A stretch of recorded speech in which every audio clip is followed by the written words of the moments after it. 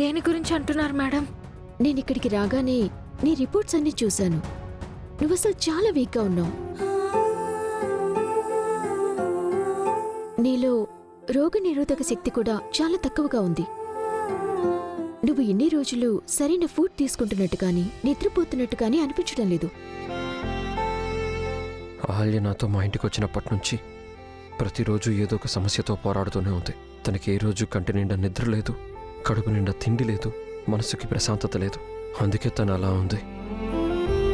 నువ్వు అలా ఉండబట్టే నీ డెలివరీ అంత కాంప్లికేటెడ్ అయిందా అహల్య?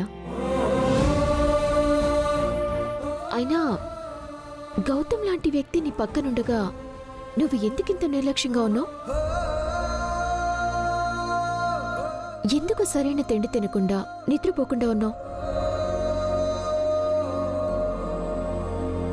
మేబీ నువ్వు గౌతమ్ చెప్పిన మాట వినుండవు. I right?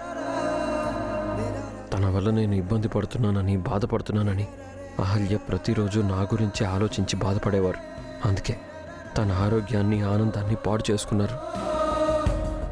సరే, ఇప్పటి వరకు జరిగిందేదో జరిగిపోయింది. ఇక నుంచైనా చాలా జాగ్రత్తగా ఉండాలి. బిడ్డకి తల్లి అవసరం చాలా ఉంటుంది. ప్రతి క్షణం, ప్రతిరోజు నువ్వు బిడ్డని కంటికి రెప్పలా కాపాడుకోవాలి. గౌతమ్ ఎంత జాగ్రత్తగా ఉన్నా నువ్వు కూడా అంతే జాగ్రత్తగా ఉండాలి. అప్పుడే బిడ్డ చాలా ఆరోగ్యంగా, జాగ్రత్తగా ఉంటాడు. ఇప్పటి వరకు బిడ్డని నీ కడుపులో పెంచావు. ఇక నుంచి నీ పొత్తిళ్లలో పెంచాలి. నేను చెప్పింది నీకు అర్థమైందనుకుంటా?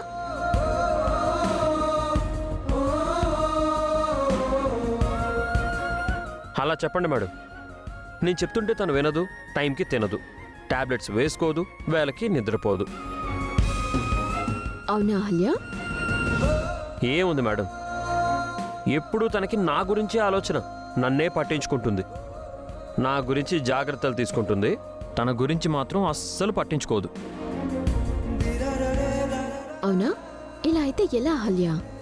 అలా ఏం లేదు మేడం. నిజానికి ఆయనే నా గురించి ఎక్కువ ఆలోచిస్తారు. నా గురించి పట్టించుకుని జాగ్రత్తలు తీసుకుంటారు.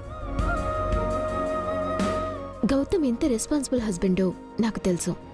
ఈరోజు ప్రత్యేకంగా చూశాను కదా. నువ్వు కూడా అంతే రెస్పాన్సిబుల్గా ఉండాలి. ఇక నుంచి నువ్వు గౌతమ్ భార్యగా, బిడ్డకి తల్లిగా 2 పాత్రలు పోషించాలి. ఇంకొంచెం గట్టిగా చెప్పండి మేడం, తను నన్ను సీరియస్గా తీసుకోవట్లేదు. ఇన్నాళ్ళు నీ ప్రేమలో పడి తను నీ గురించి ఆలోచిస్తుందేమో గౌతమ్. ఇప్పుడు తను ఒక బిడ్డకి తల్లయింది కదా, బిడ్డతో పాటు నిన్ను కూడా చూసుకుంటుంది. అంతే కదా అహల్య? నేను చెప్పినట్టు చేస్తావు కదా? ఒక బిడ్డకి తల్లయ్యేంతవరకే నువ్వు భార్య అహల్య. బిడ్డ పుట్టిన తర్వాత ఆ బిడ్డకి మాత్రమే కాదు, కట్టుకున్న భర్తకు కూడా నువ్వు తల్లివి కావాలి. ఎప్పుడు బిడ్డని, గౌతమ్ని వదిలి ఉండకు. మీ ఇద్దరిని చూస్తుంటే నాకు చాలా ముచ్చటగా అనిపిస్తోంది. మీరు great couple, made for each other.